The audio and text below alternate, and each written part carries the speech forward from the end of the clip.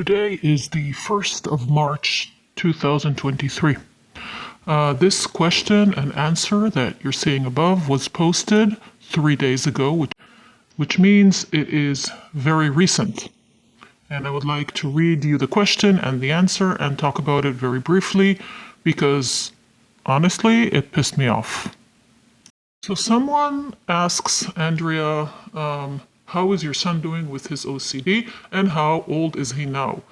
And her answer is, again, 3 days ago, 2023, February. He still really struggles with it, but he's always working on it and going through it. He knows when something he does is irrational, so at least he can identify it and work it out.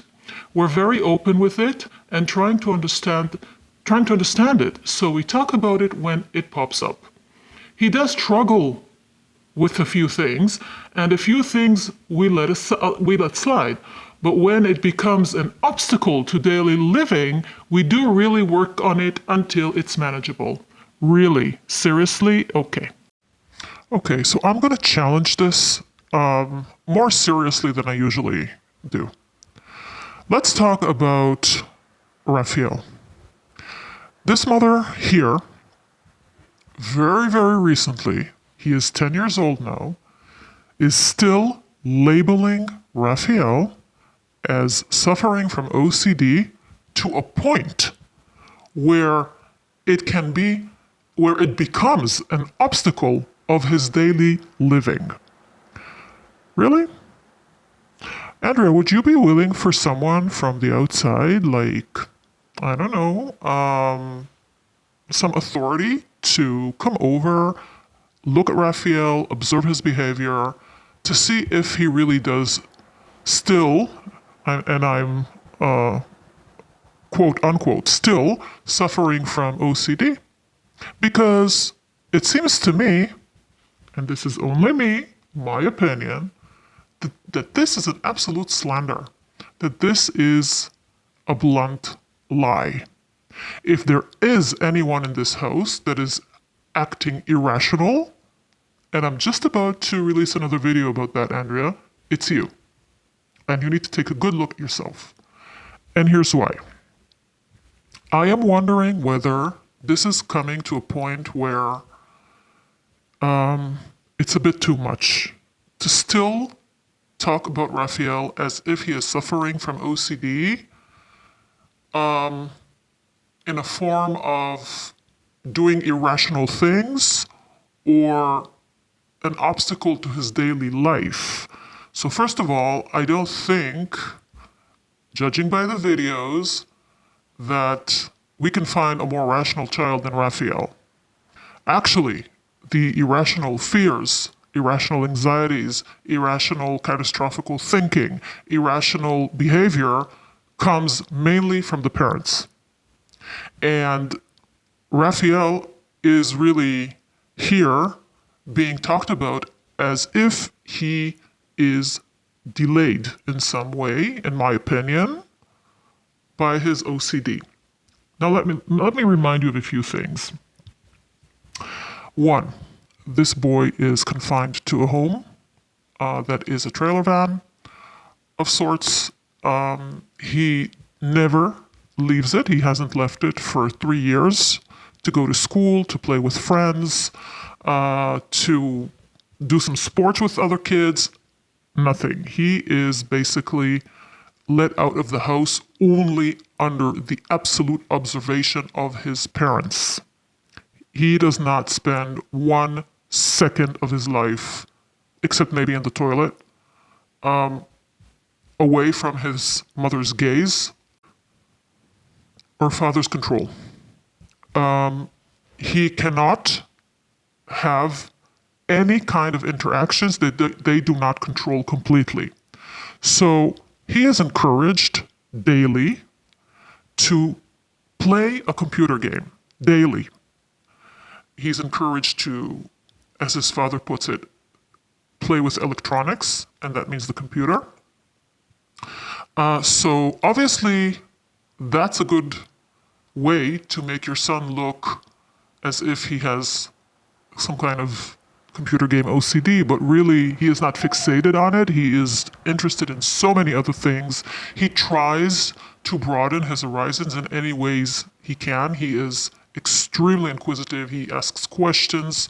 He is in an age where his questions are now not sufficiently answered, and he is not well enough informed by his parents. He needs teachers. He needs academical education. And so that's one thing. The other thing they say he's OCD about is cats. Now, he has had stuffed dolls, cats, stuffed into his hands since he was a baby. And he has been told for 10 years now that he loves cats. However, if you watch his true interaction with the real cat in the house, you will see that it's quite limited because he was very often told not to touch her, not to upset her, etc. So he is quite afraid of the cat, and his sister is as well. His sister was told, by the way, that she loves dogs, but she shows no sign of that. She is extremely careful around the dog. She's awkward around the dog. And if anything, she likes to torment the dog a bit. But that's it. So there is a narrative here that is being told in a very, I find, malicious way, in my opinion, to portray the children, especially Raphael, as suffering from OCD when really, in reality, I believe, only me, that this is not the case at all. And I am wondering now, after I saw this, after somebody sent this to me, and I thank you for doing that, whether the boy should be seen by anyone, professional, to see what is his real situation in life right now. And furthermore, I am wondering whether is it even acceptable? And I'm not even talking morally, okay? I'm talking legally. Is it acceptable to go on YouTube and claim that your defenseless child, who is a minor, has a certain situation, for example, suffers from OCD, without any proof? Now, we're talking about a person who has uploaded 5,000 videos in her life. Not one of them shows real OCD. Now, when he was younger, you could say, yes, he had ukulalia, and maybe he had some repetitive behaviors, but that has long gone. It has disappeared completely. It is nowhere to be seen. And one must wonder, how is it that now this is still being said? Now, if you look at her answer, it is extremely vague. So she is very careful not to mention any actual physical situations. It's extremely vague. Yes, when it rises up, when he knows it's irrational, when it is an obstacle to his regular life. And again, what life? Where is it an obstacle? What are you talking about? This is the only child, the only human in this house that really seems to have the least wrong with him. So, I would suggest to pay attention from now on, because if this is still being said about Raphael now when he is 10 years old, I think, in my opinion, my personal opinion, I do not believe this, and I'm not liking this. This is playing dirty, and I don't know if I'm wrong. I'm sorry, but I have to say the answer is vague. The words are extremely general. I don't think this is true. Tell me what you think.